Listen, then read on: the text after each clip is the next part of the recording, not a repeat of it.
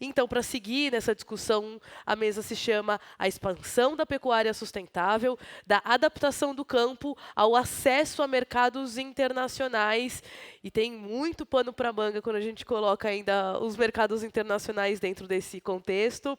Para fazer a mediação desse painel, eu chamo a Marina Guyot, que é gerente de políticas públicas no Imaflora, e vai conduzir, então, com os próximos painelistas, mais esse discurso, mais essa discussão sobre pecuária sustentável. Obrigada, Marina, o palco é seu.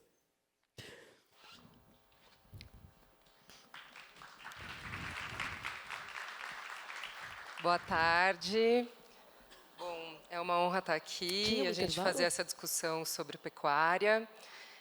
Eu vou convidar nossos participantes, desde já agradeço. É uma enorme satisfação para o Imaflora poder ter vocês no painel. Então, vou começar chamando a Cláudia Trevisan, diretora executiva do Centro Empresarial Brasil-China, autora dos livros Os Chineses e a China, O Renascimento do Império, jornalista com 30 anos de carreira, foi correspondente nos Estados Unidos, China e Argentina, com passagem por países como Coreia do Norte, Afeganistão, Mianmar, mestre pela Johns Hopkins University em Washington. Obrigada, Cláudia, pela presença. Fique à vontade. Pode ficar à vontade.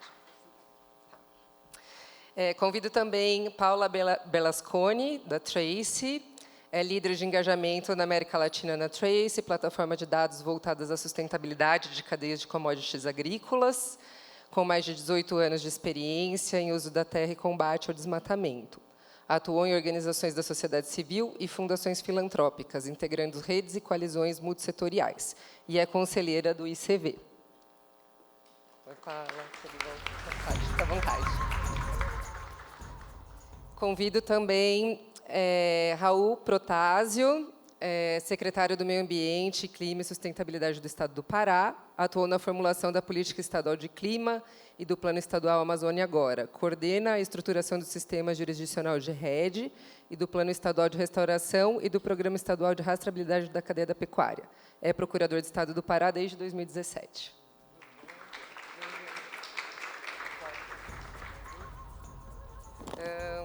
Convido também Francisco Victor, da Aliança Paraense da Carne, graduado em Ciências Agrícolas pela UFRJ, com pós-graduação em Economia Rural e Gestão de Empresas.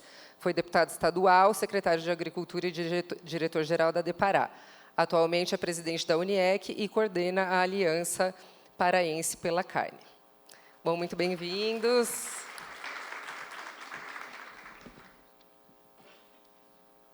Bom, dando sequência a essa fala inspiradora do Mauro Lúcio, que é muito conhecido de muitos de vocês aqui, e a discussão anterior que a gente fez, a gente tem nesse painel agora esse desafio de aterrissar um pouco do que a gente conversou, sobre sistemas alimentares de forma geral, e fazer essa reflexão, esse aniversário do Imaflora de 30 anos, e esse evento foi desenhado para a gente fazer essa conversa, essa reflexão mais ampla, para além do Imaflora, do que aconteceu nesses últimos 30 anos, de diversas perspectivas, de diversos territórios, e aonde a gente está agora e para onde a gente vai. Para aquecer um pouco aqui, eu trouxe algumas informações, algumas reflexões, e depois a gente começa o bate-papo. Então, a gente teve, na semana passada, o lançamento dos últimos dados aí do MAP Biomas. E, bom, em 1985, o Brasil tinha 80% do seu território coberto por vegetação nativa, e a gente chega em 2024 com 65%. 32% do território passam a ser agricultura e pecuária, dos quais 60% são pastagens. Por outro lado, segundo dados da BIEC, do LAPIG, nos últimos 30 anos, a atividade da pecuária teve um aumento de 172% na produtividade e diminuiu as áreas de pastagem em 16%. Então, a gente, como o Mauro estava falando antes, essa diminuição, aumento da produtividade e a diminuição da quantidade de pastagens, ela tem a ver com todas essas práticas de manejo de recuperação de pastagens, integração lavoura-pecuária, investimento em tecnologia, suplementação nutricional, bem-estar animal, enfim, uma série de tecnologias que permitem esse aumento de produtividade. Mas a gente ainda continua tendo a formação de pastagens como o principal vetor de desmatamento.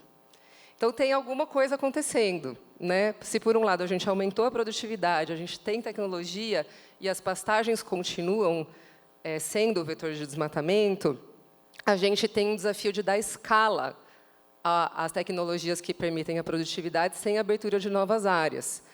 Não pode ser mais vantajoso abrir áreas, né? A gente tem que criar condições de valorizar os ecossistemas como eles estão em pé e de produzir mais, mas para todos os produtores, né? Antes, todos os produtores tivessem o mindset do Mauro e o acesso, né? O acesso à informação, o acesso à tecnologia. De acordo com o IBGE, o último censo, que a gente sabe que tem um monte de falha, e eu não sei se esse dado é o melhor que a gente tem, mas a pecuária é a principal atividade de 45% dos estabelecimentos do Brasil. Então, a gente está falando de um setor que é muito grande, ele tem uma complexidade também dentro da produção do animal, né? Tem produtores que estão mais dedicados a uma fase da produção, outros a outra fase da produção. Então, quando a gente pensa em mexer com essa cadeia, a gente está falando de uma cadeia enorme, né, que implica na vida de milhares de pessoas, que é muito pulverizada e que tem uma diversidade de perfis de produtores muito grande, né? Embora seja complexo, a gente tem muitos avanços na pecuária nos últimos 30 anos, e a gente vai conversar um pouco sobre isso agora. Então, alguns exemplos são os compromissos privados com desmatamento zero da indústria, a implementação do protocolo Boi na Linha e atendimento ao TAC do Ministério Público Federal. A gente tem avanços nas políticas públicas, como o Programa Nacional de Identificação de Bovinos do Governo Federal. Tem o PNCPD, que agora chama Caminhos Verdes, que a gente falou mais cedo, o Plano ABC+, as taxas diferenciadas do Safra, a Plataforma AgroBrasil Mais Sustentável, bem como avanços em jurisdições específicas, como o Programa de Pecuária Sustentável do Pará, que o Raul vai falar mais para a gente, e que inclui uma abordagem inovadora, que é a de incluir os produtores com um programa de requalificação dos produtores que tenham irregularidades. Todas essas ações, elas respondem ao nosso momento de crise climática, mas também respondem a demandas do mercado. E a gente está aqui também com a Cláudia, que vai falar sobre China, o nosso maior parceiro comercial. Então, é esse contexto que a gente está, né? A gente tem muitos avanços, mas, ao mesmo tempo, a gente tem muitos desafios, dada a complexidade, o tamanho da pecuária. Se a nossa visão de futuro é uma pecuária que deixe de ser vinculada a problemas socioambientais e passe a ser uma pecuária com uma imagem de responsabilidade, vinculada à entrega de valores ambientais e sociais, precisa de investimento nessa transição. Qualquer atividade econômica que tenha sido bem-sucedida no Brasil, como quando a soja se expandiu, teve muito investimento público nisso, né? Em pesquisa e tecnologia, muito investimento privado. Então, a gente vai conversar um pouco sobre isso também. Então, hoje a gente está aqui com o Francisco Victor, que vai compartilhar com a gente a perspectiva da indústria, a Paula, que vai trazer uma perspectiva de ciência e da sociedade civil, o Raul, com a perspectiva do governo do Estado do Pará, como pioneiro nesse programa, e a Cláudia trazendo as tendências e uma reflexão sobre o papel da China nisso tudo. Então, eu vou começar essa conversa com a Paula, porque acho que ela vai trazer dados, e isso pode também subsidiar a conversa com os demais. Paula, bom, primeiro, obrigada por estar aqui com a gente. E eu queria começar perguntando para você o que os dados mostram historicamente da relação da pecuária com o desmatamento e o que a gente pode refletir sobre as medidas, né, os avanços que aconteceram aí ao longo dos últimos anos e o que os dados, né, a transparência de dados é importante nessa transição de uma pecuária que é associada a problemas para uma pecuária que é associada a soluções. Eu gostei muito de uma fala que teve no painel da manhã, da produtora Usha, que ela falou assim, a gente está convidando os nossos clientes a conhecerem a nossa fazenda. E aí queria deixar essa provocação, né? A transparência é um convite a conhecerem as nossas fazendas? É um jeito de visitarem as nossas fazendas? Boa tarde a todos, boa tarde aqui os colegas da mesa. Super obrigada, Marina, em seu nome, pelo Imaflora, pelo convite. Em nome da Tracy aqui, enfim, o Imaflora é um grande parceiro e parabéns pelos 30 anos, é incrível. E eu adorei assim, sua pergunta, porque acho que esse tema transparência, né? Acho que bem esse ponto que o Mauro colocou de mindset, né? Muitas vezes partes do setor, né, da pecuária e do agro em geral enxergam muitas vezes como alguma ameaça, né? Algo que a temer, algo que pode prejudicar, denúncia e, enfim, talvez o meu maior desafio aqui seria trazer o contrário, assim, né? O quanto que a gente consegue, quanto que a transparência pode beneficiar o agro, acho que, né, tanto pela realidade que a gente tem hoje quanto para o futuro, né? Que é um tema aqui, né, que vocês trouxeram, agro que alimenta o futuro. Acho que isso a gente só tem a ganhar com isso como um todo, né? Eu trouxe, como eu estou aqui como representante de dados, números, gráficos, acabei trazendo alguns números. Aí, se vocês quiserem passar já, por favor. Aqui? Então, tá bom. Obrigada. Mais perto, tá?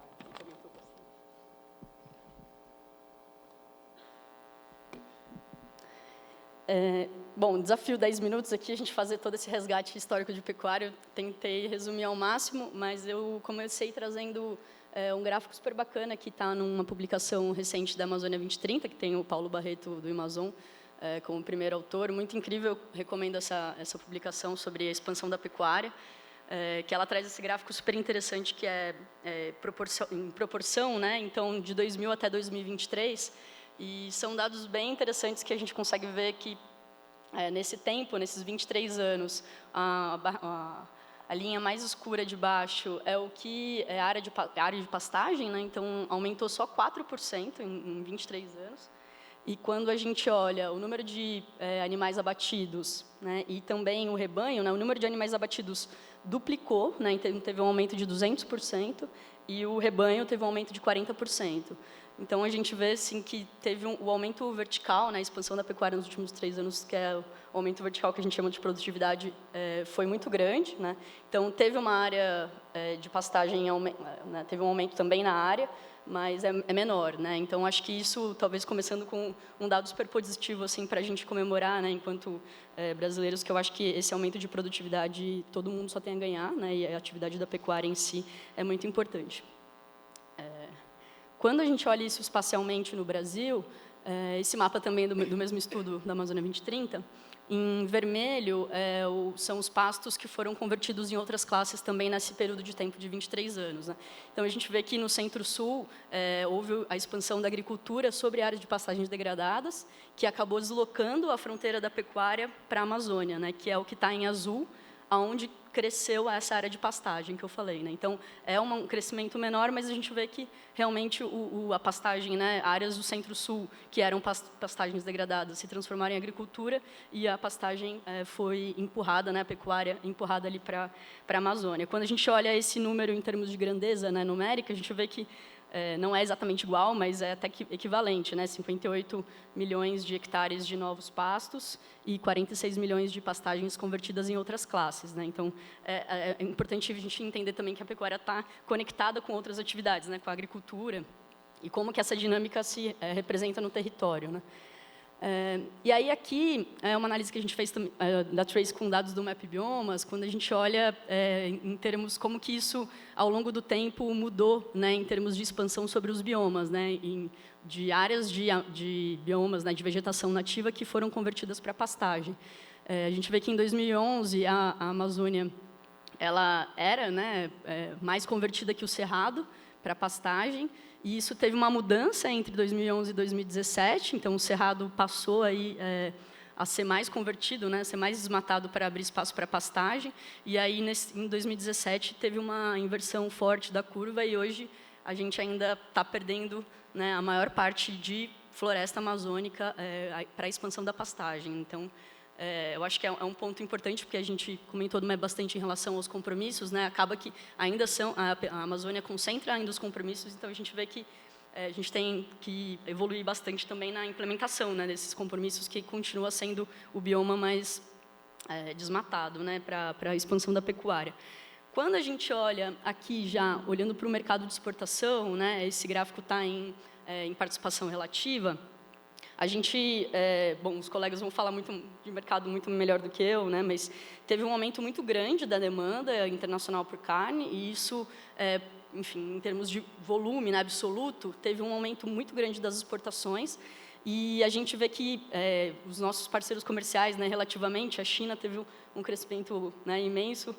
Vou deixar a Cláudia mencionar mais, mas eu acho que eu trouxe esse gráfico mais para a gente ver que o quanto essas dinâmicas externas, né, influenciam e o quanto que é importante a gente, enquanto setor, enquanto sociedade civil que está próxima do setor, né, contribuindo, a gente precisa estar, né, preparado e estar pronto, né, com os dados, com as informações e com respostas para que para atender, né, esse mercado.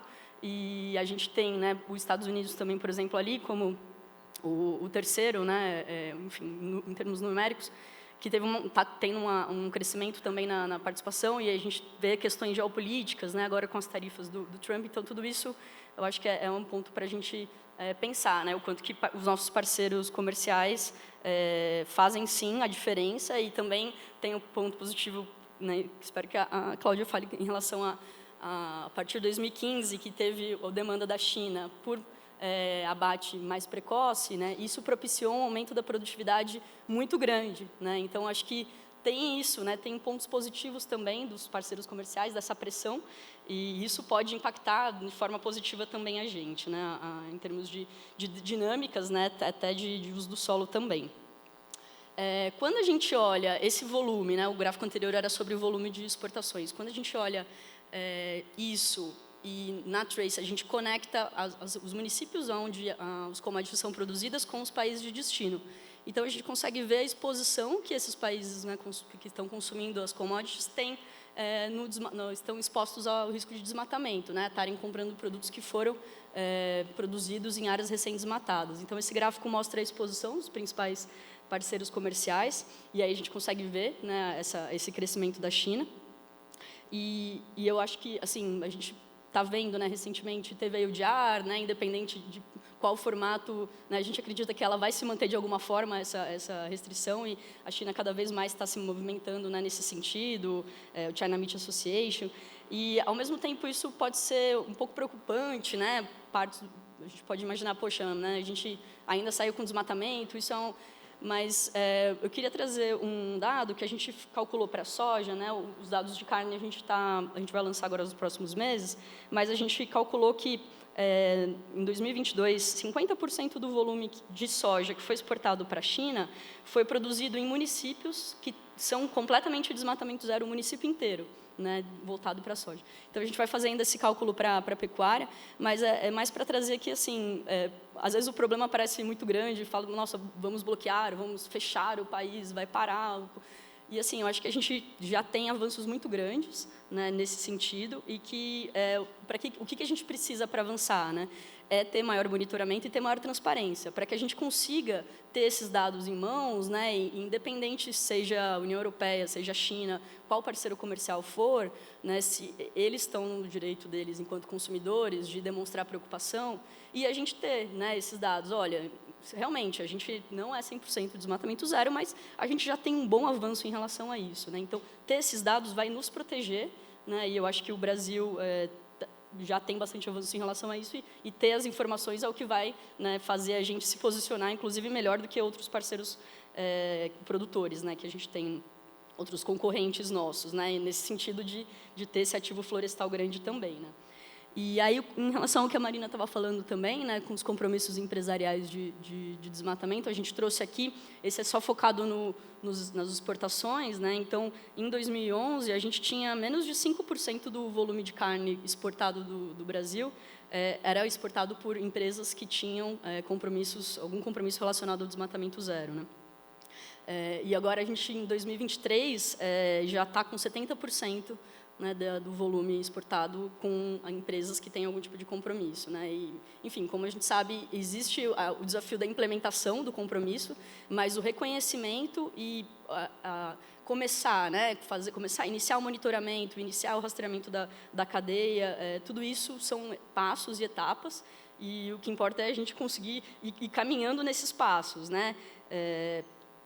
E acho que o ponto do desmatamento também, em relação à atividade pecuária em si, nesse estudo da Amazônia 2030 que eu comentei, vou citar de novo, não sei se o Paulo vê, mas eles fizeram uma análise de quais são os fatores que mais incentivam a restauração de pastagens, né, a restauração de pastagens degradadas.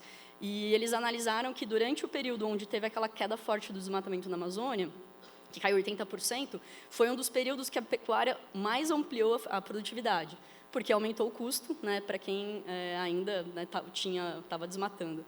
Então, a gente vê que isso é uma política ela é uma política ambiental, mas ela acaba beneficiando a cadeia produtiva em si, né, porque ela é um estímulo para o produtor ir buscar, né, mais tecnologia, e aí o país também apoiando com políticas públicas. Então, isso, acho que a gente pode olhar também, né, esse controle do desmatamento como um empurrãozinho positivo aí para o setor como um todo, né? Aí aqui essa informação é uma, assim, dentro né, a Trace completou 10 anos agora, e é um que a gente, desde o começo, a gente sempre aponta nessa questão, né? O desmatamento associado à produção de commodities, ele é muito concentrado espacialmente, né? Não só espacialmente, mas um número, né? Então, esse mapa que a gente tem, que ele mostra que 50% do desmatamento, conectado com a produção de carne, ele está presente em 2% só dos municípios produtores, né? 2% dos municípios que têm pastagem. Então, tem mais de 3.200 municípios que têm pastagem, né, que produzem pecuária no Brasil, e só 2%, né, desses municípios concentram mais da metade do desmatamento. Então, assim, por que esse número é importante, né? Porque ele ajuda o direcionamento de políticas públicas, né? Ele ajuda a gente a localizar, a entender aonde estão aqueles produtores, né? Como o Mauro colocou, né? A ideia não é excluir, mas como que a gente pode sentar, centralizar e focar, priorizar as ações, né? Priorizar o apoio que esses produtores precisam. Então, a gente conseguindo enxergar isso, a gente consegue priorizar as ações, né? O Brasil é muito grande e a produção é muito grande, mas sabendo que essa concentração é grande facilita muito. E aí aqui eu quis trazer esse mesmo tema da concentração, só que olhar um olhar histórico, né? É até meio feio esses gráficos assim, porque eles mostram que ao longo do tempo, né, de 2011 a 2023, essa tendência ela se mantém. Então, em vermelhinho, aqui, no gráfico do lado esquerdo, é o número de municípios que concentram 85% da exposição ao desmatamento provocado pela pecuária. Então, a gente vê que ele não sai muito ali do 5, 6, 4. Então, de novo, né, é um número muito pequeno que se mantém, né? Então, ou seja, vale a pena a gente focar e priorizar, né, que isso é algo... E aí, ali no lado direito, ele em relação ao volume. E aí eu acho que esse é mais interessante ainda, porque ele traz isso, né? Quando a gente olha ali que 85% da exposição ao desmatamento, ela está em menos de 40, está em cerca ali de 40% da nossa carne exportada, significa que mais da metade, né, 60% aí da carne que é exportada hoje, ela já é, né, desmatamento zero. Mas e o que falta para isso?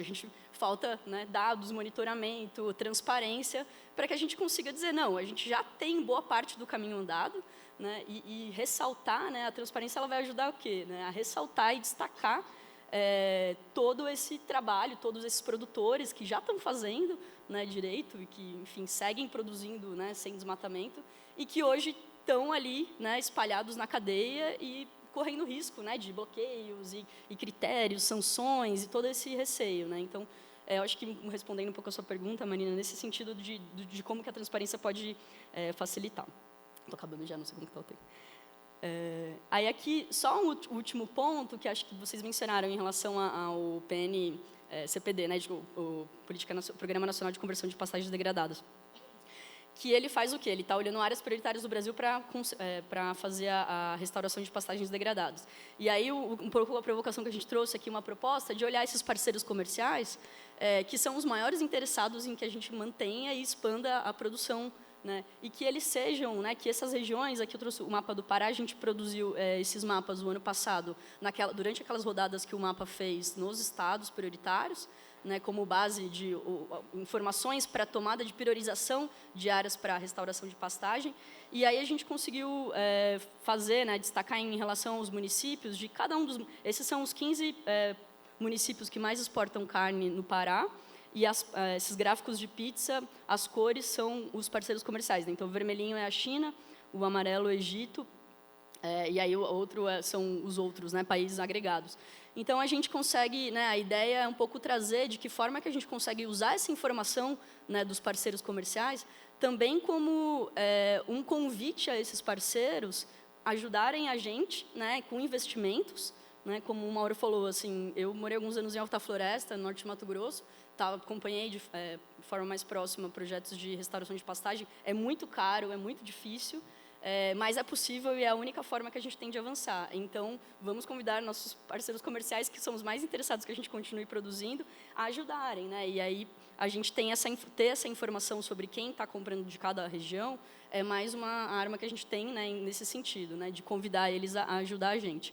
Então, só para encerrar, eu acho que, enfim, trouxe vários números aqui, mas acho que em termos de conclusões, né, não tem nada absurdo, né, mas se a gente está falando que era a proposta do painel, de expansão da pecuária e olhar para a sustentabilidade, futuro, acabar com o desmatamento, ele vai ajudar, né, ao aumento da produtividade, são dois caminhos que não tem como se dissociar. E aí eu trouxe esse ponto da transparência, né, que assim é algo que a gente que só tem a somar, né, para nós enquanto produtor, né, enquanto país. Eu acho que enquanto, né, orgulho de produção, vamos usar isso para nosso favor, né, e não, enfim, ter receio disso, né. Quando um parceiro vier colocar algum critério, a gente tem que ter orgulho de ser transparente e mostrar nossos números, porque eu acho que o Brasil já tem bastante coisa a mostrar. E aí vamos discutir junto o caminho, né, mas não o contrário, né, não negar qualquer tipo de controle, né, que eu acho que vamos trazer os parceiros comerciais como parceiros realmente para a gente nesse caminho de sustentabilidade. Obrigada, Marina. Obrigada, Paula. Eu acho que é legal a gente começar por essa parte da informação, porque todo mundo que trata da pecuária sabe que esse é um assunto sensível, né? Lidar com os dados, rastreabilidade. A gente sabe que é uma cadeia que a maior parte dela até tem irregularidades, mas a gente sabe que a maior parte das irregularidades são menores, né? Mas quando a gente vê os dados, assim, a impressão que dá é que a gente tem uma oportunidade no avanço da transparência em qualificar melhor a produção brasileira, em conseguir construir uma imagem melhor da pecuária do Brasil e também construir estratégias de políticas públicas de engajamento nas regiões prioritárias, ter perspectivas de busca ativa. Isso é trabalhar com a inteligência de dados, né? E o Brasil é um dos países que tem melhores bases de dados em comparação. E, para além disso, por conta da nossa legislação ambiental, em comparação com muitos dos nossos concorrentes na pecuária, o nosso produto, quando conforme com a lei, ele é um produto que tem outros atributos para além da carne. Ele tem mais biodiversidade, ele tem mais água, né? Então, tem muitas histórias que a gente pode começar a contar à medida que a gente tenha mais disponibilidade de dados.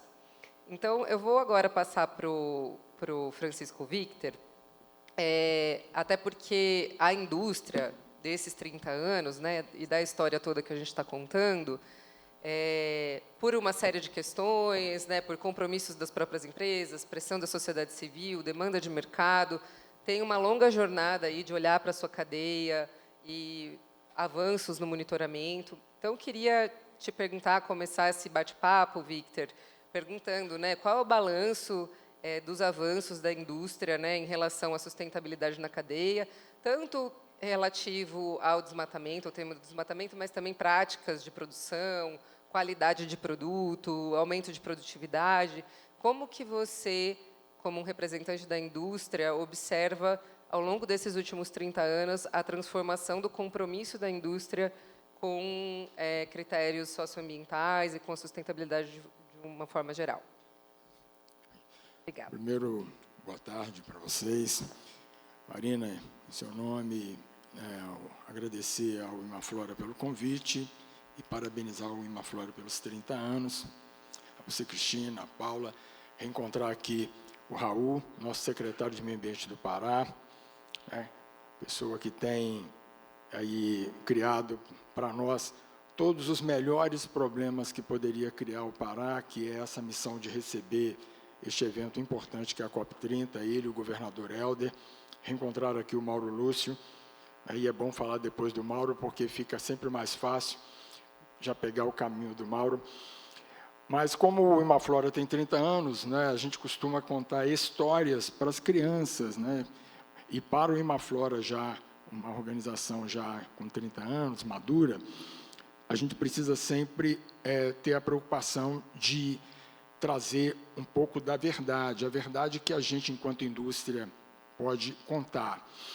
Ninguém conhece mais o pecuarista, fora a esposa do pecuarista ou o marido da pecuarista, do que a indústria. É uma relação direta, constante, permanente, diária da indústria com os pecuaristas.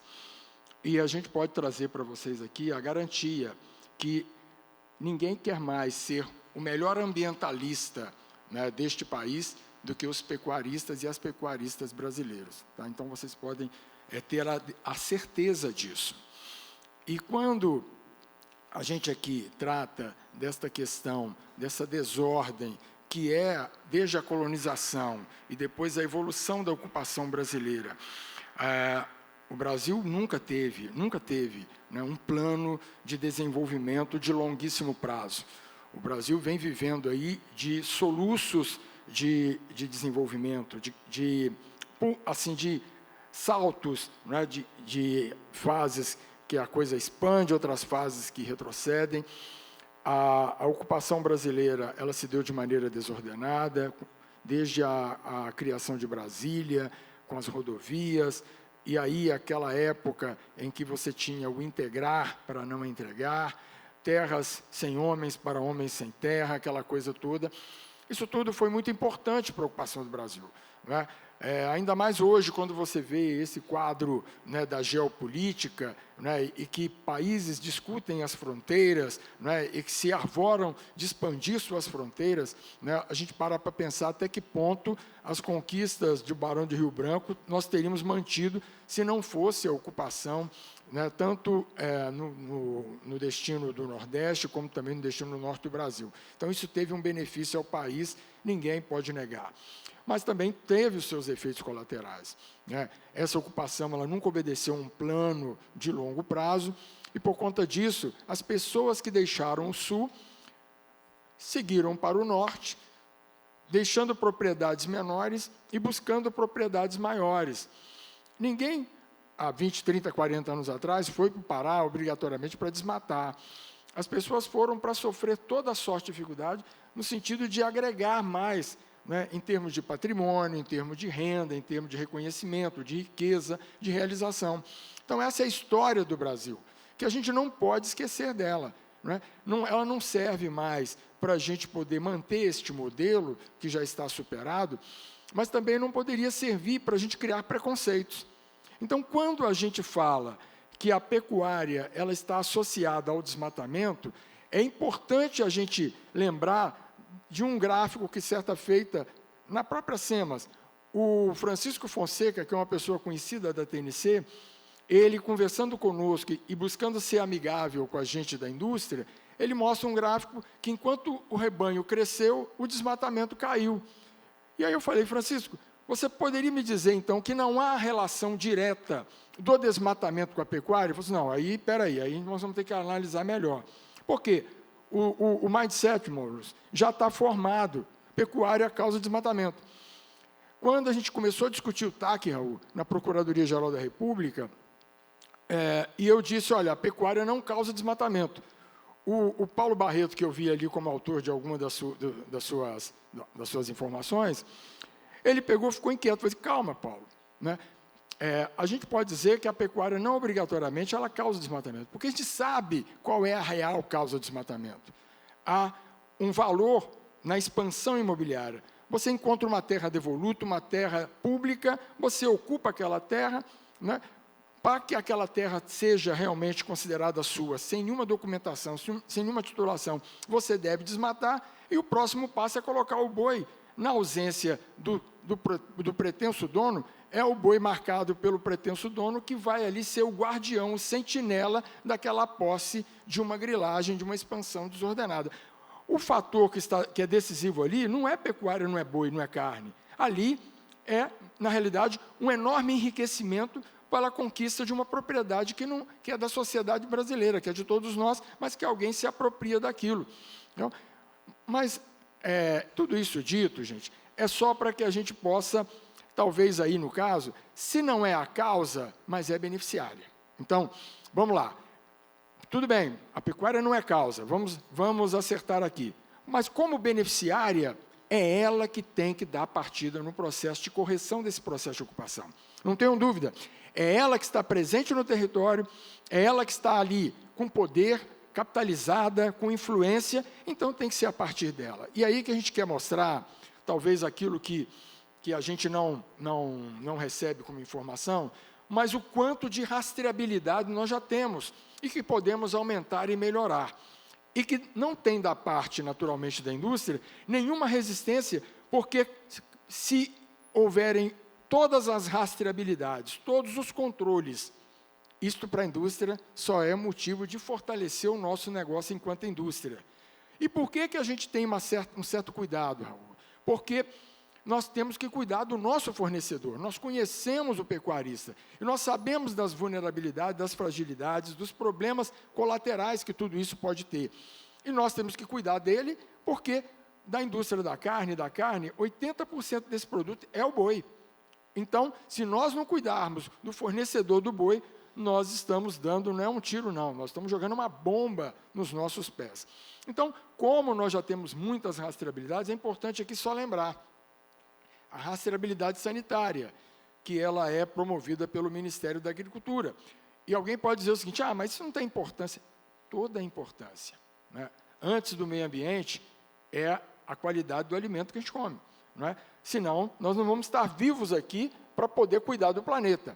Então, essa qualidade, né, que é tocada pelo Ministério da Agricultura, que é a Autoridade Sanitária Nacional, e no Pará, pela DEPARÁ, que é a Agência de Defesa Agropecuária, que é a autoridade estadual, para terem uma ideia, né, todas as propriedades que têm boi, que comercializam boi, todas elas são cadastradas dentro deste programa, cadastradas oficialmente, são cadastradas. E aquelas 26 milhões ali, quase 27 milhões de cabeças, e o Pará agora ostenta o segundo rebanho nacional, todas essas cabeças também são cadastradas. Então, existe um cadastro de todas as propriedades pecuárias e de todo o gado nessas propriedades.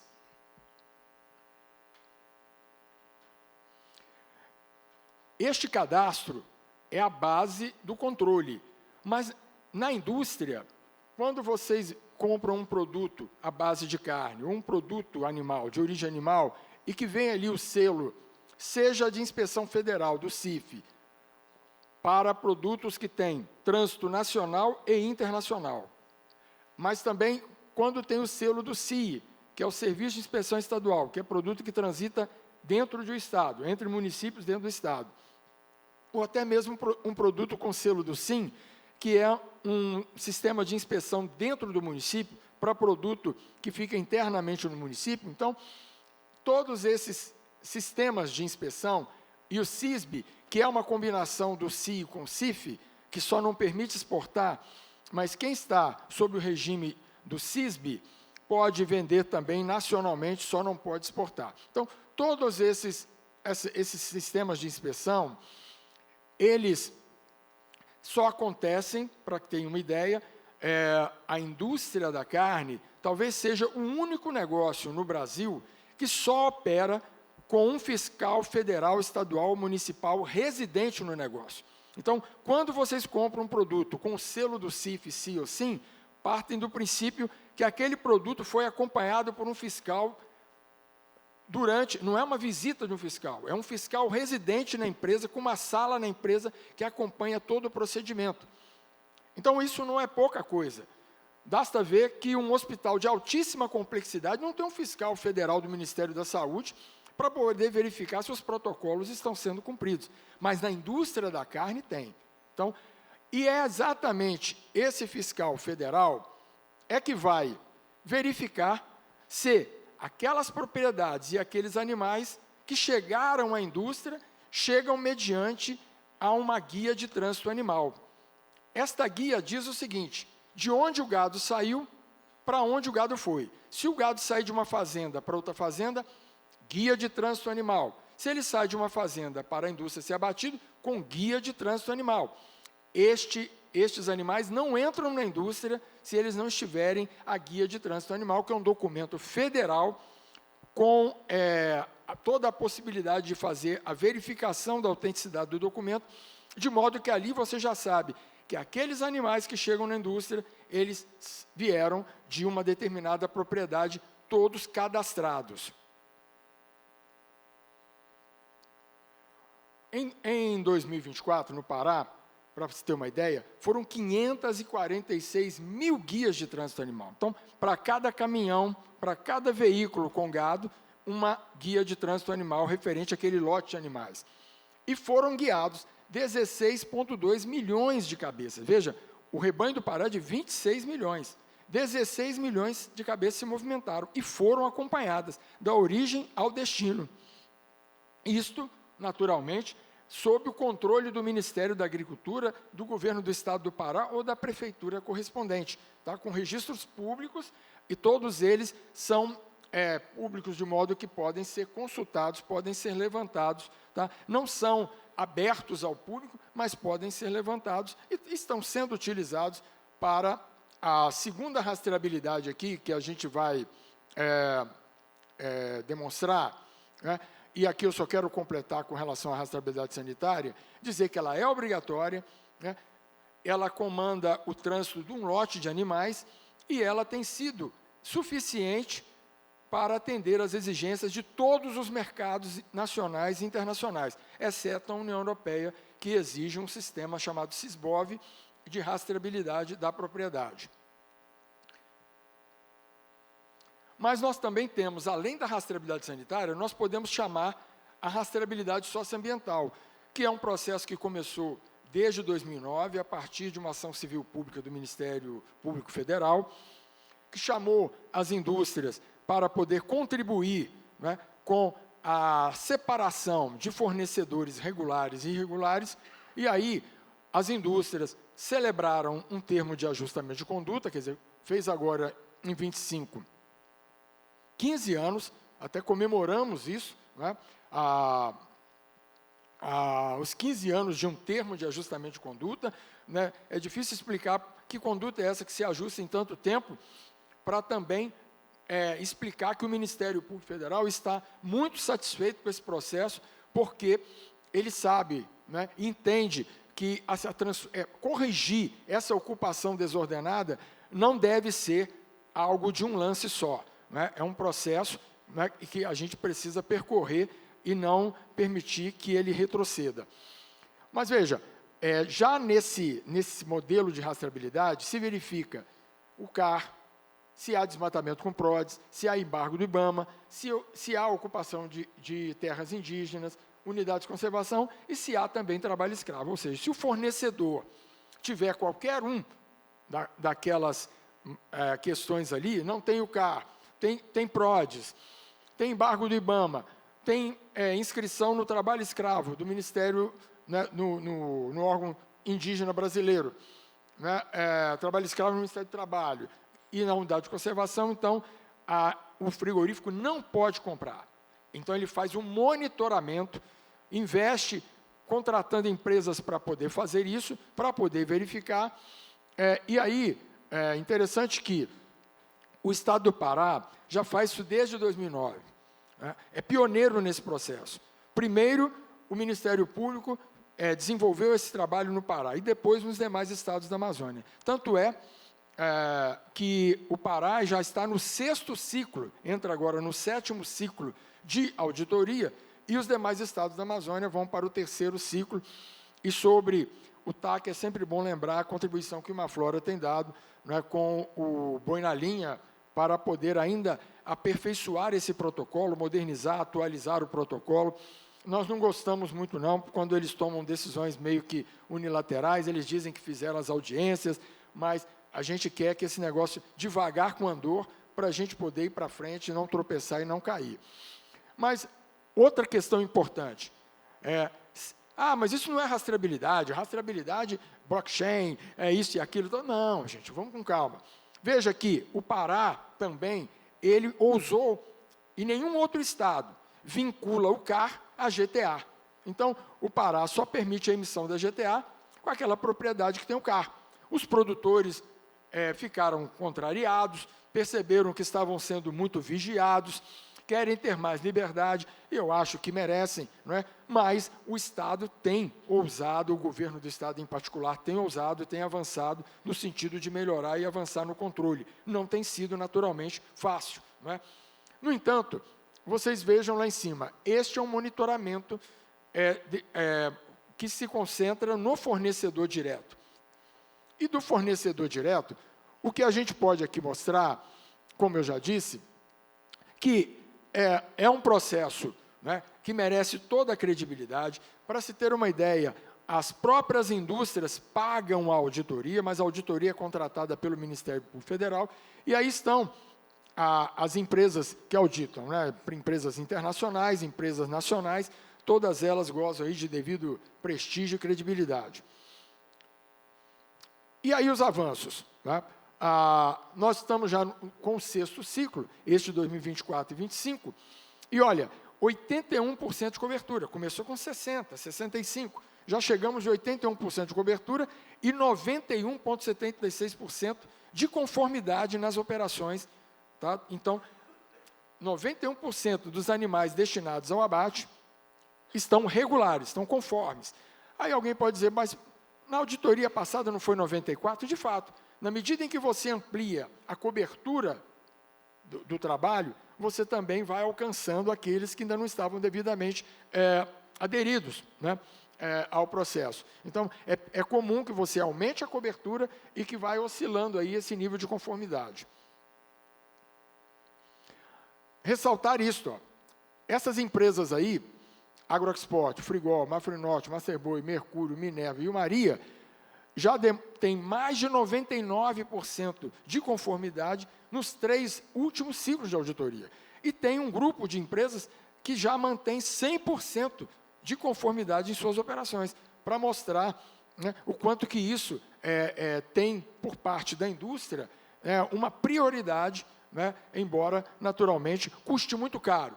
Não é custar caro o monitoramento, não é custar caro a auditoria, custa caro você deixar de comprar de alguém, você restringir a sua oferta. Isso custa muito, porque ao limitar a sua oferta, você paga muito mais pelo boi, e ao mesmo tempo, aqueles que não restringem a oferta, pagam mais barato e têm uma vantagem, uma desigualdade comercial com aquele que cumpre a lei. Aquele que cumpre a lei é penalizado por uma desigualdade em favor do que não cumpre a lei.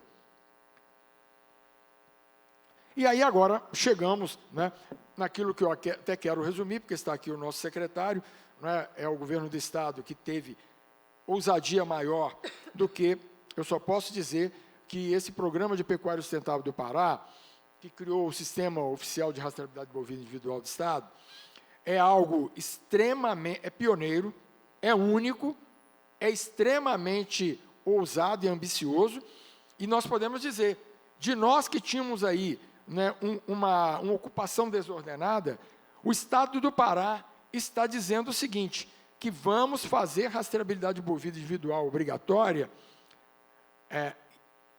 e aí que está. Não temos paralelo no mundo quem faça essa rastreabilidade socioambiental em pecuária extensiva num planeta igual o Brasil, num continente igual o Pará. Então, está aí a ousadia. O quanto difícil é fazer, mas está ali, ó.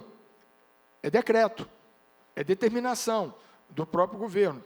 Nós fizemos todas as advertências, mas o governador não cedeu. O governador, ele quer realmente, neste ano, fazer a identificação dos animais que vão transitar, e ao final do ano que vem o governador quer entregar todo o Estado, no final do seu governo, com os animais identificados. Então, nós só temos que mostrar naturalmente a nossa preocupação, mas torcer muito, ajudar muito e torcer muito para isso dar certo. Porque, como está aqui na nossa mesa, né, a sustentabilidade voltada para a conquista de mercado. Nós não queremos aquela colocação que o mercado quer. Tá? Isso nós não aceitamos. O mercado quer tudo. Tá? Agora, a gente quer saber o seguinte, qual o mercado está disposto a pagar. Qual o mercado está disposto a não taxar aquele que está se esforçando. Né? Qual o mercado está disposto a abrir uma oportunidade para quem está se esforçando, mesmo estando na Amazônia, mesmo dizendo que a pecuária é a causadora do desmatamento, que o pecuarista, que o boi é o culpado pela nossa ocupação desordenada, pela nossa falta de administração de um planeta igual ao Brasil.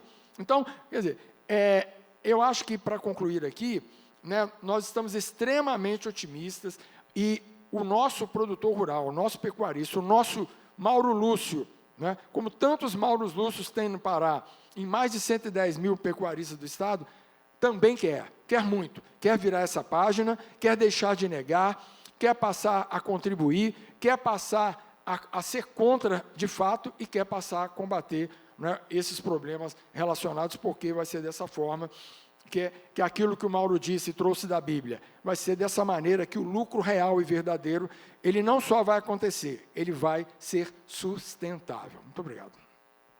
Obrigada, Victor. Bom, acho que está claro, né, para quem conhece da pecuária ou para quem está ouvindo com esses detalhes hoje, que os volumes, né, os números que foram apresentados aqui, a gente está falando de uma complexidade de operação para monitoramento muito grande, né? Número de GTAs, os ciclos de auditoria, número de fazendas monitoradas, número de animais. A gente está falando de algo de muita escala e que tem um esforço muito grande da indústria nessa implementação, com muitas coisas ainda a serem superadas. E um dos pontos que o Victor trouxe é que, embora seja de interesse da indústria avançar na agenda da rastreabilidade e do monitoramento socioambiental, a indústria depende dos fornecedores, e os fornecedores, em muitos casos, têm questões a serem resolvidas, né? E mencionou o programa do Pará, o contexto do Pará, né? Então, eu acho que assim está evidente que tem muitos avanços na indústria, mas que ainda tem alguns desafios que a própria indústria pode avançar, né? Depois a gente conversa um pouco mais sobre isso. Mas eu vou passar agora para o Raul falar um pouco sobre esse programa que, como o Victor já falou, é um programa inovador, no sentido, a gente tem outros lugares do mundo e do próprio Brasil que trabalham com rastreabilidade individual, mas com essa perspectiva também da integridade, né, de promover essa transição da pecuária. O estado do Pará é o estado historicamente com maiores taxas aí de desmatamento, e isso tem sido, né, trabalhado. Eu vou pedir para o Raul comentar sobre isso. E tem essa decisão, né, essa decisão política de colocar um programa em pé que se comprometa a promover essa transição. A gente falou um pouco antes, né, que todos os modelos econômicos que foram para frente no Brasil foram pautados em decisões políticas, inclusive quando se decidiu pela ocupação do Brasil, pela integração do Brasil, teve investimento, teve incentivo. Então, se a gente quer fazer uma transição de um modelo de desenvolvimento para outro, a gente precisa de todo esse pacote também, e é isso que esse programa se propõe. Então, eu vou pedir para você, Raul, trazer um pouco um balanço, né? O que aconteceu no Pará nos últimos 30 anos, nessa interface pecuária e desmatamento, e como que está esse programa, os avanços, né?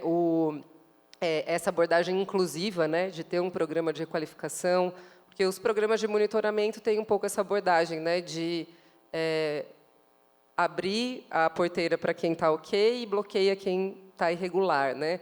Mas como a gente promove a transição se a gente só excluir? Então, tem essa inovação também no programa, e fica à vontade. Obrigada.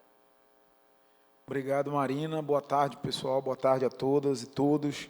É muito bom ver os amigos do Imaflora e os demais colegas aqui de painel, e tanta gente boa que a gente encontrou por aqui, incluindo meu colega Mauro Lúcio, amigo, de quem eu admiro. Consegui chegar a tempo de pegar a sua palestra, mais importante até do que estar aqui para mim, era acompanhar a sua, Mauro. Tive essa oportunidade e sempre muito bom te ouvir. Eu queria trazer, Marina, alguma reflexão aqui sobre premissas, porque quando a gente entra falando de um programa ou entra falando de uma solução, de uma tarifa, de uma taxa, de um bloqueio, de alguma coisa, e a gente não olha para o fundamento daquilo, a gente tende a replicar, eventualmente, algumas inconsistências. E uma delas, e vão parecer até ideias contraditórias que eu vou trazer aqui, mas é porque o debate ele traz, ele provoca isso na gente. A primeira coisa é a consciência do problema para o agro brasileiro, ou do agro brasileiro. Participei de um evento muito interessante aqui em São Paulo, bem em Faria Lima, com a galera do agro, mas fiz uma mesa redonda e o debate foi de 40 minutos sobre nós somos injustiçados pela narrativa global e como nós vamos juntar esforços de comunicação para reverter isso. Bom, eu tive que dar algumas notícias para eles. Mas eu entendo o que eles estão falando. Porque, pessoal, Goiás para baixo é uma coisa. Goiás para cima é outra coisa. E essa turma que estava lá era Goiás para baixo. Então, na ótica da turma, que tem um processo de ocupação territorial que não derivou da década de 70, do Plano de Integração Nacional, que derivou do Brasil colônia lá da bandeira, não sei de onde. Pessoal que está muito bem assistido ou bem assistido de políticas públicas. A estabilidade territorial dada, reservas legais ali, acesso a sistemas produtivos, a tecnologia, a crédito, ele, de fato, se sente injustiçado.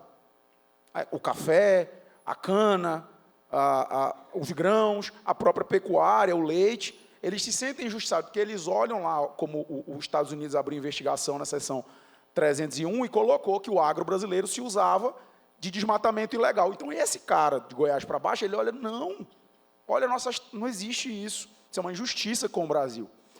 Mas faltou uma visão de Brasil. O Brasil não acaba na Bahia ou no Goiás, ele continua, né? E a gente tem que dar esse chacoalhão para entender que eles não podem isolar o Brasil de cima e achar que o mundo vai entender automaticamente essa separação e dizer, então, eu vou comprar de tal lugar, porque ali o agro do Brasil para baixo não tem problema, eu vou separar essas... Não, é Brasil, pessoal. Tem muito tempo já que a gente é um país só. Então, essa é uma ideia. Eu acho que o agro precisa entender, e no Pará, esse bom agronegócio, que é muito forte, precisa se separar do ponto de vista de comunicação e de estratégia desse agro, ou que para mim não é agro, e eu vou tratar sobre isso, que desmata, que degrada, que é ilegal e que é criminoso. Existe. E para mim, isso não é o agronegócio brasileiro, né? Então, eu acho que no Pará a gente precisa fazer essa distinção e todo mundo sair da mesma trincheira e começar esse processo. Por outro lado, e aí parece, de certa forma, até antagônico o que eu vou dizer, mas também não, e aí concordo com o Victor nisso, a frase "a pecuária causa desmatamento" é uma frase que aí ela também peca, na minha opinião, pela injustiça. Dizer que ela está associada, e causalidade e associação são duas coisas diferentes, eu concordo. Que ela é beneficiária, ok, mas é dado. E se o Mauro tiver a oportunidade de falar de novo, eu tenho certeza que ele vai concordar comigo. Desmatamento em larga escala na Amazônia é um business imobiliário. Ninguém abre 1.000, 2.000, 3.000 hectares pensando em produzir carne. O gado é colocado ali pela sua rusticidade porque ele tem capacidade de ocupar o território e de alguém que passa na frente e dizer, aqui tem dono. Porque tem gado, logo tem dono. Ele é um proxy do desmatador. E o que esse cara quer não é produzir carne.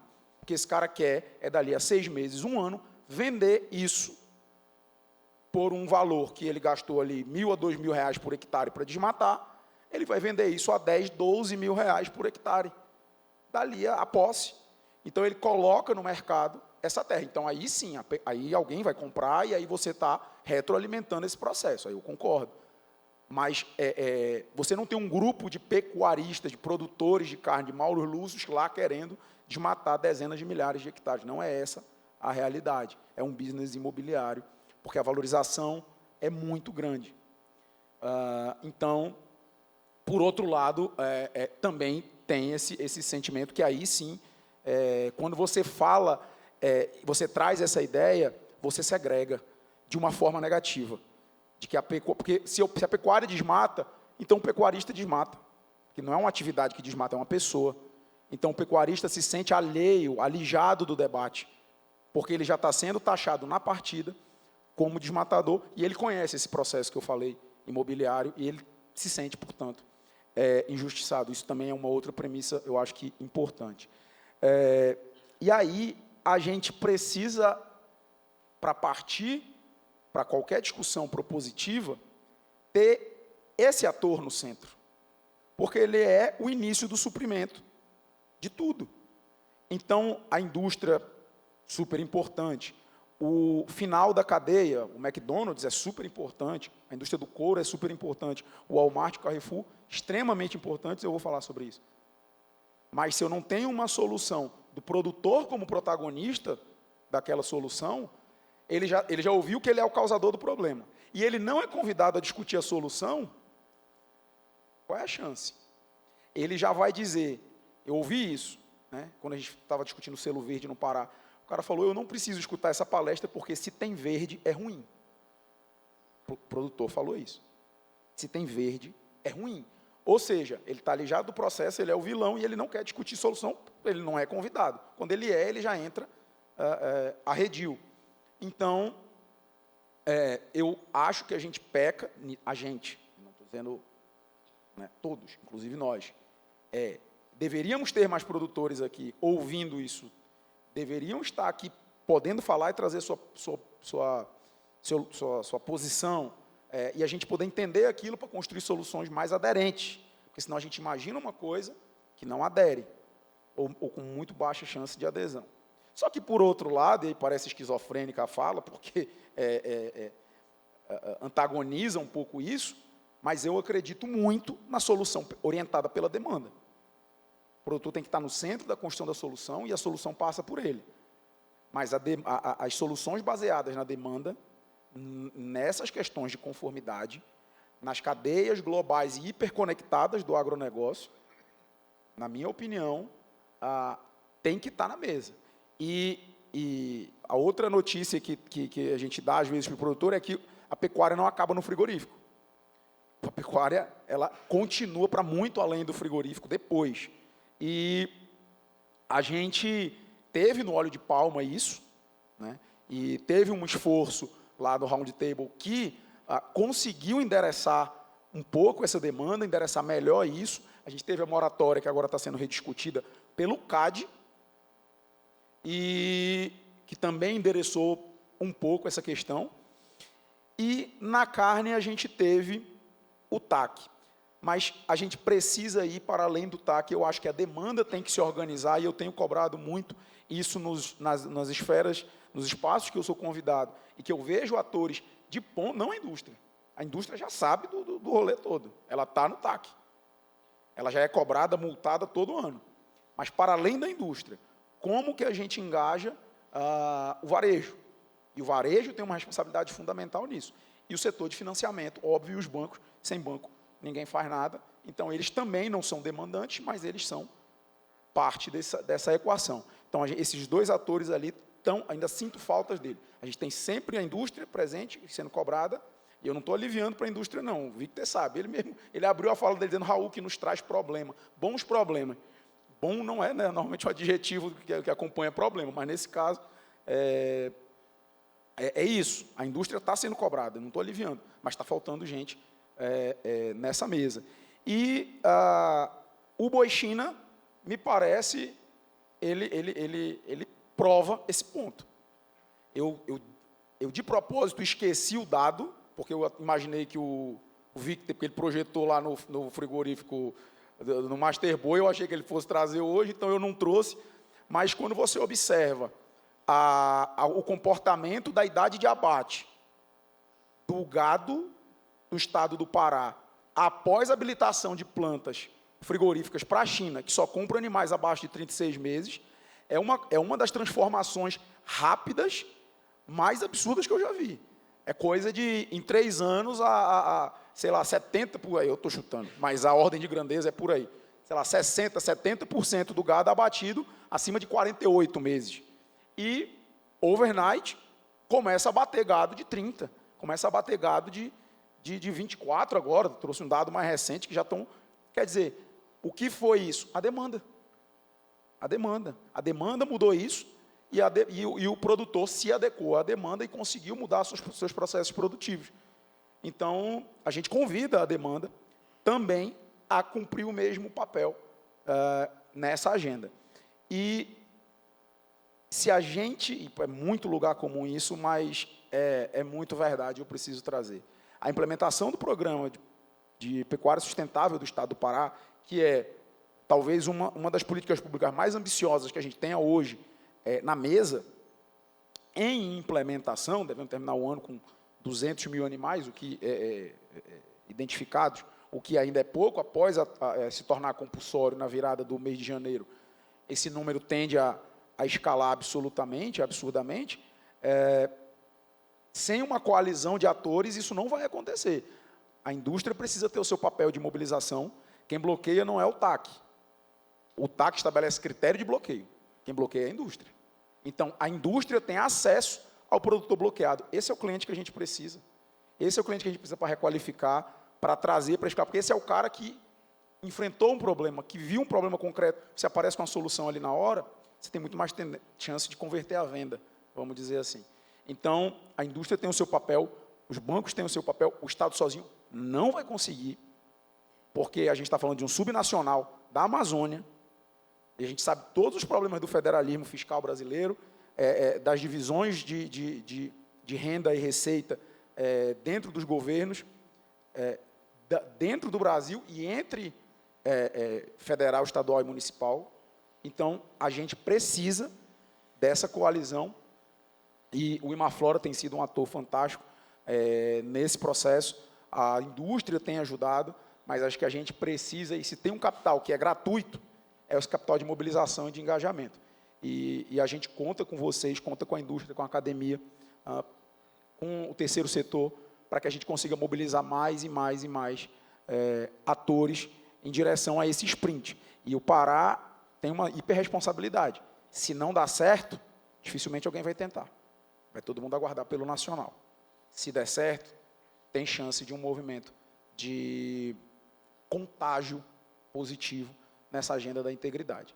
Então, acho que é isso, e queria agradecer o espaço e dizer que a gente conta com vocês lá no Pará. Obrigada, Raul. Bom, muitas reflexões. Quando a gente passa de uma operação já muito complexa, que é o setor privado, implementando ações em cadeias enormes, com toda a responsabilidade que deve, mas admitindo que tem uma complexidade, a gente passa por uma escala de política pública, isso ainda ganha outras esferas de desafio, dado o tamanho do rebanho, as questões associadas, os interesses associados, a formação dessas coalizões. E acho que, partindo para a nossa próxima convidada e pegando o gancho da reflexão que o Raul deixou, a centralidade da solução passa por discutir com os maiores afetados, que são os produtores, porque todas as demandas socioambientais, eu costumo falar, que elas aterrissam em um lugar, que é uma propriedade rural. Não é o varejo que vai mudar a vida, não é o frigorífico, muda a vida de todo mundo, mas assim, quem vai ter que perder área, quem tem que implementar aqueles critérios são os produtores. Então, entender o que está acontecendo é fundamental para a gente conseguir construir abordagens aderentes, como o Raul falou. Mas a gente sabe que isso dificilmente vai acontecer, mesmo sendo uma política pública mandatória, assim como tantas que a gente tem no Brasil que não pegam. A gente fala que o Brasil é muito bom de fazer lei e muito ruim de implementar. Porque, para a implementação de leis em escala desse tamanho, precisa, para além do comando e controle, que é fundamental, sem o comando e controle, aí que nada aconteceria, mas para a gente ter, principalmente, celeridade na implementação, e hoje a gente falou muito de urgência, a gente precisa de algum sinal que mobilize a importância dessa transformação.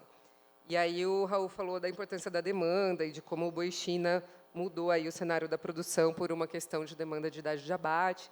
E a gente está hoje aqui com a Cláudia Trevisan, do Centro Empresarial Brasil-China, que vai contar um pouco para a gente, né, o que aconteceu com a China nesses últimos 30 anos. Acho que é uma oportunidade de a gente ouvir dela, entender melhor quem é esse nosso principal parceiro comercial que teve essa mudança nesse setor da pecuária por um critério aí de sanidade, mas qual que é o momento geopolítico? A gente ouve falar que a China está desacelerando, isso vai impactar na demanda da carne brasileira. Temos agora essa reviravolta geopolítica com o tarifaço do Trump, se vai ter um impacto em aumento de importação e o que isso tem a ver com tendências de sustentabilidade.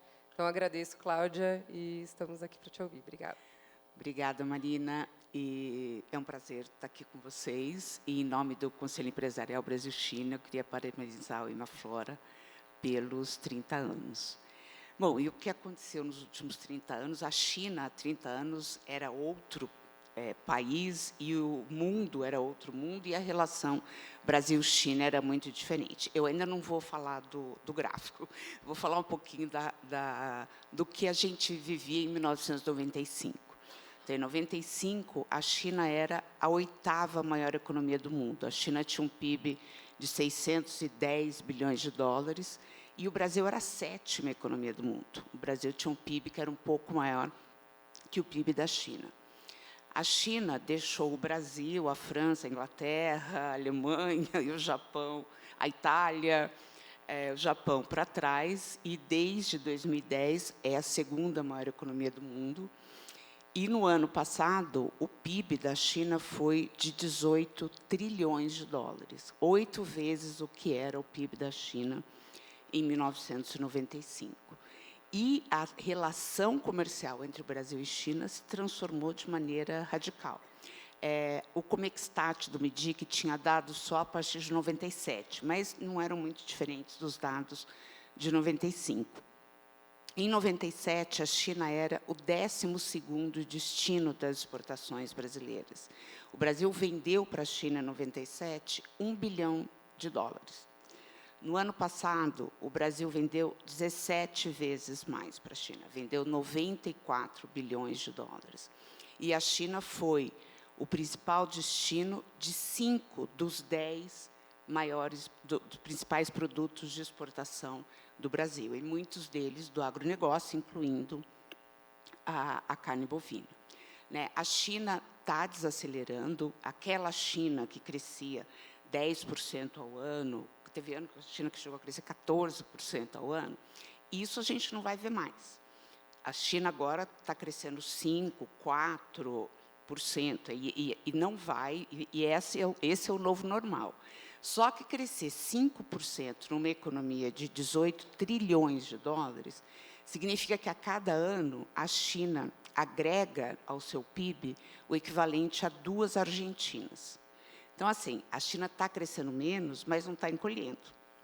E isso significa que a China vai continuar tendo aumento de renda, vai continuar aumentando a sua urbanização. A China ainda tem 36% da população vivendo na zona rural, e isso vai levar ao aumento de consumo de alimentos e à diversificação dos hábitos alimentares dos chineses, principalmente com a inclusão de mais proteína animal na dieta. E, assim, o que vai acontecer com o novo tarifaço do Trump é difícil saber. China e Estados Unidos estão negociando. O Trump gostaria de ver um aumento das importações chinesas do agronegócio dos Estados Unidos. Se isso vai ocorrer ou não, não sabemos. O que dá para ver é o que aconteceu no primeiro tarifaço do Trump, na primeira guerra comercial entre China e Estados Unidos, começou em 2017. Então, esse gráfico aqui eu acho bem interessante, que mostra o que aconteceu desde 2013. A China é o maior importador de alimentos do mundo.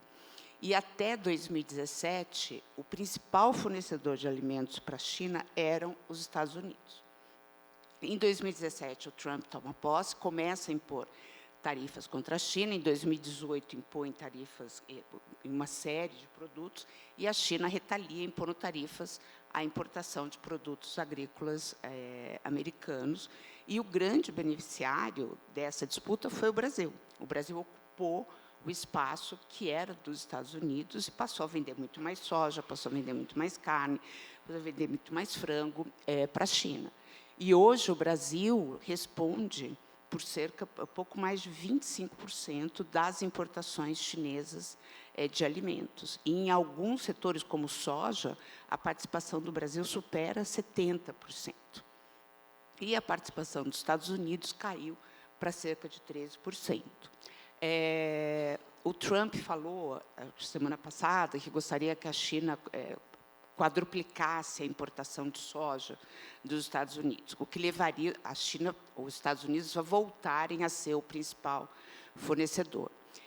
Eu sou um pouco cética, eu não creio que a China queira aumentar a sua dependência dos Estados Unidos e voltar a uma situação de maior dependência numa área tão crucial como segurança alimentar. Segurança alimentar é uma questão de segurança nacional na China. E acho que eles vão ser cautelosos ali na negociação, mas temos que esperar para ver. Esse gráfico mostra o aumento, não per capita, mas em termos absolutos, do consumo da China de carnes e pescados. Se a gente olhar, em 1990, a China tem uma população que é 4 vezes superior à população dos Estados Unidos. Ainda assim, em 1990, a China consumia menos carne e pescados que os Estados Unidos. Agora, a China consome mais de 3 vezes mais carnes e pescados do que os Estados Unidos. E aqui é o grau de dependência da China de importações para suprir as suas necessidades domésticas. Então, soja tem a maior dependência, 85%, e carne bovina, que é o que a gente está falando aqui, 25% das necessidades da China são supridas por importação. A China tem uma política de autossuficiência em algumas culturas, ela tem uma política de autossuficiência em trigo, em arroz, está buscando autossuficiência em milho, mas soja é uma área que a China deixou não buscar a política de autossuficiência.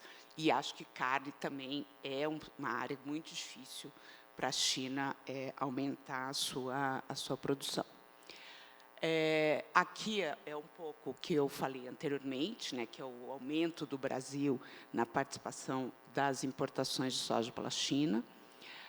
E aqui eu acho também um gráfico muito importante, que é como a importação de alimentos da China cresceu em relação às exportações. A China, além de ser o maior importador de alimentos do mundo, ela é o maior produtor de alimentos do mundo.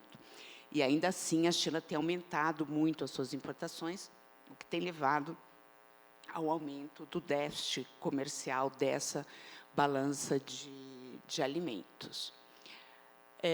E esse gráfico, eu queria só dizer que esses gráficos não são meus, tá? Eles são de uma iniciativa chamada China Power, de um think tank norte-americano, CSIS.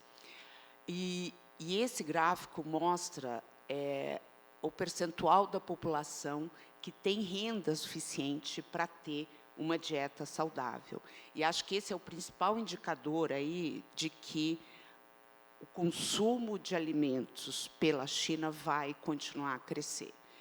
Aqui a gente vê que mais de 80% da população chinesa hoje tem renda suficiente para ter uma dieta saudável, que é mais do que o percentual da população brasileira e infinitamente mais do que a população da Índia ou da África do Sul.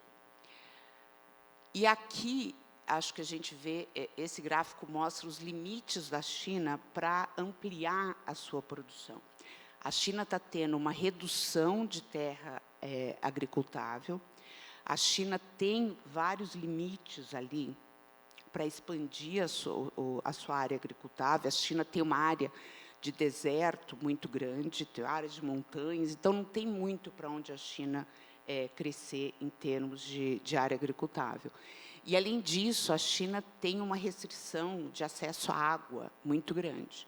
A China tem 20% da população do mundo e tem só 6% dos recursos hídricos. E criar gado demanda terra e demanda água. Então, eu acho que é muito improvável que a China tenha um aumento da produção doméstica de carne bovina de maneira expressiva. E o Brasil tem um potencial de aumentar a sua área agricultável. O Brasil tem uma oferta de água abundante e tem o programa de recuperação de pastagens degradadas que podem levar a um aumento de áreas agricultáveis sem desmatamento. E, para terminar, em termos de tendências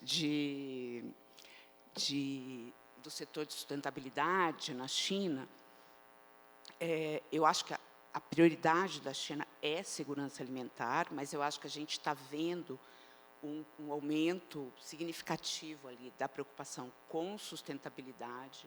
A China tem batido muito na tecla de redução de emissões, é o país que mais investe em energias renováveis no mundo, tem a meta ali de zerar emissões até 2060, e a gente está vendo o aumento da preocupação com a questão do desmatamento também, que tem uma questão reputacional também para a China.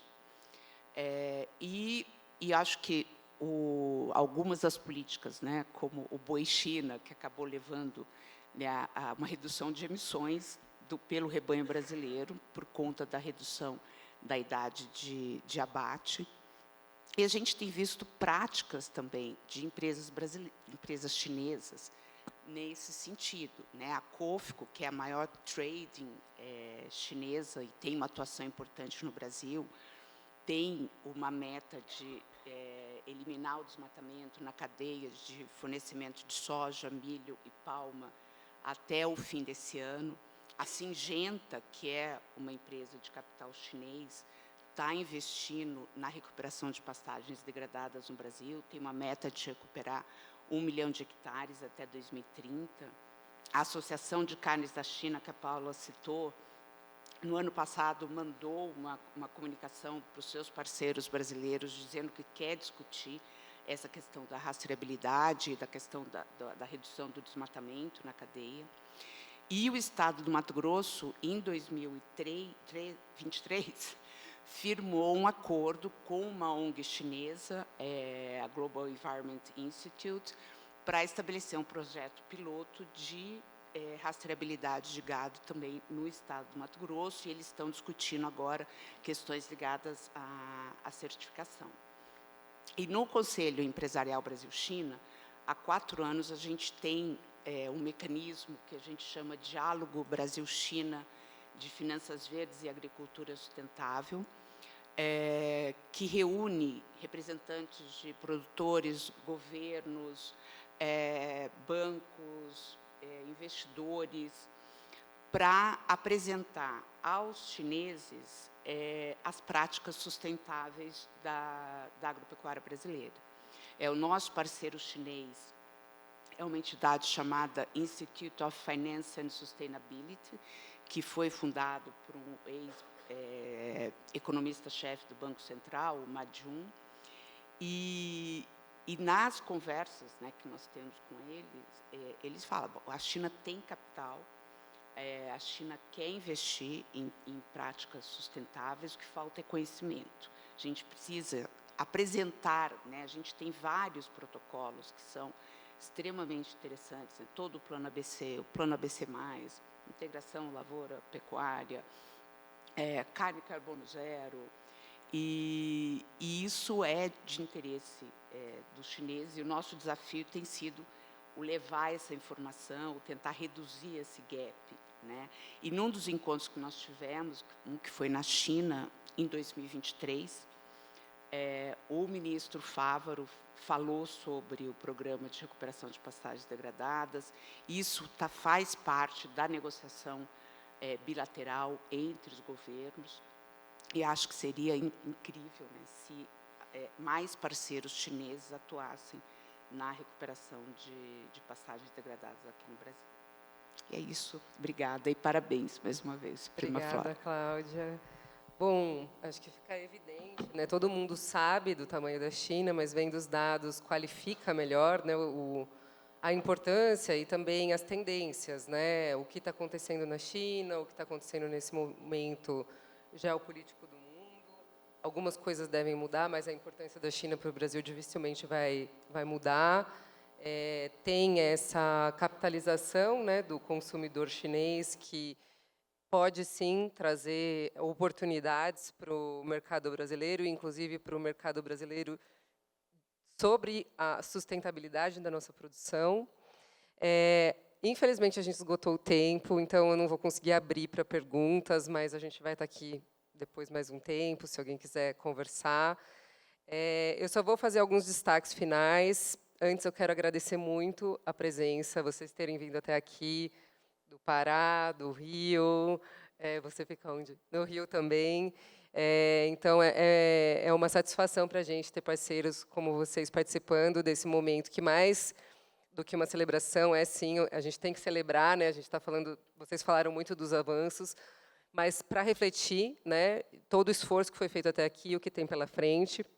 E acho que algumas coisas que eu destacaria do que a gente conversou são que eu vou pegar um gancho aqui do que o Raul falou, um pouco da postura que ela é justificável do agro, que é uma postura de defensiva, né, de se sentir sempre muito atacado. E isso tem porquê, né, porque, historicamente, a pauta socioambiental veio de uma perspectiva de punição, né, mas a gente está num outro momento do mundo em que a gente tem a chance de, em aumentando a transparência dos nossos dados, qualificar melhor a nossa produção, porque a gente já tem muita produção compliant, né? E com uma abordagem inclusiva de criar esses caminhos de transição, né, em que a gente pega na mão de quem tem não conformidades que, não, vamos dizer, não são crimes, são questões que são passíveis de serem resolvidas, de criar programas de requalificação que a gente consegue colocar no barco quem está irregular, a chance da gente, né, fazer essa transição ela é muito maior. É fato que, para uma mudança de modelo de desenvolvimento, só a política pública não vai resolver, mas a vontade política ela é um passo essencial, sem ela também nada acontece. Mas, quando a gente tem que ter todos os atores ali engajados em fazer a coisa acontecer. E como que a gente aproveita, né, o momento de mundo e a tendência desse assunto ser de interesse dos nossos mercados consumidores e apresenta, né, para um parceiro, por exemplo, como a China, o que a gente já faz, né, e valoriza o que a gente já faz, em vez de uma postura de não revelar tanto o que acontece, de não revelar os problemas, porque a gente tem muito para mostrar, inclusive mais do que muitos dos nossos competidores, né? O Brasil tem excelência em dados, tem excelência em protocolos, tem muito que avançar ainda, mas, sem dúvida, da perspectiva do Imaflora, o setor só tem a ganhar, e a gente está trabalhando para isso, com muitos de vocês. Eu agradeço novamente imensamente a participação e volto com a Mariana para a gente falar aqui sobre os próximos passos. Obrigada.